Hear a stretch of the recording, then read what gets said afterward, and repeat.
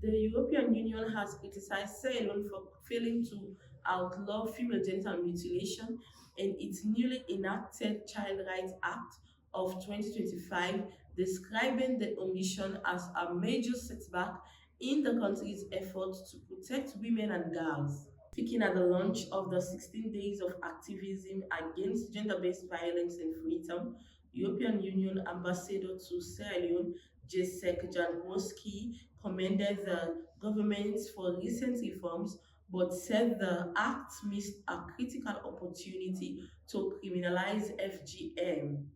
The government has made important improvements in protecting women and girls, Jankowski said, but the Child Rights Act of 2025 is a missed opportunity. It should have banned and criminalized FGM once and for all. FGM, locally called Bondo, remains a widespread cultural practice in Sierra Leone despite a ruling by the ECOWAS Court of Justice describing it as one of the worst forms of violence against women. And when intentionally inflicted, an act that meets the threshold for torture, survivors who spoke to Truth Media described long-lasting trauma and health complications. Aissatou Cisse, who was caught at age 7, recalled being taken by force to the Bondo bush. I was only 7 years old. I was caught twice because the Suez said my clitoris grew again, she said. I ran away from home out of fear, but I was captured and taken to the Bodo bush. It was horrific, and I still get flashes of that day. I had complications during childbirth because of scarring. It was horrible. Another survivor, Fatima Takoka, said she was initiated as an adult under false pretense. I was deceived by my mother, who invited me to Kailaon for the holidays. Over 10 women entered the womb and carried me to the Bondo bush. I was caught without consent. The pain was unbearable, and I felt betrayed because I was denied the right to choose, she said.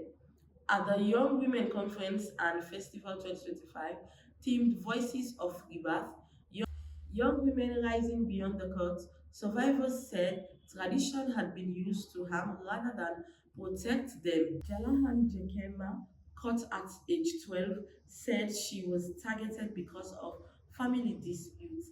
I was taken to the Bundubush forcefully because my family had issues with Sowes. I became the pawn for revenge. I suffered injustice and humiliation. My voice drowned, she said. Another participant, Nyamako Mara, described being tricked by her mother before 12 women seized her. I fought back, but my strength did not make a difference. I was traumatized, and it took years to heal mentally, she said. Survivors insisted that cultural practices must evolve, Cisse said. The Bondo is not a bad tradition if it does not involve cutting. We want a bloodless Bondo where girls can dance to the drums without fear. Coca, now an advocate against FGM, called for legislative action. FGM is a form of violence. I want it named in the act and criminalized. I do not want women and girls to go through what I went through, she said. The same view, a culture that hurts should not be preserved. All forms of violence against women and girls, including cutting, must end, she said.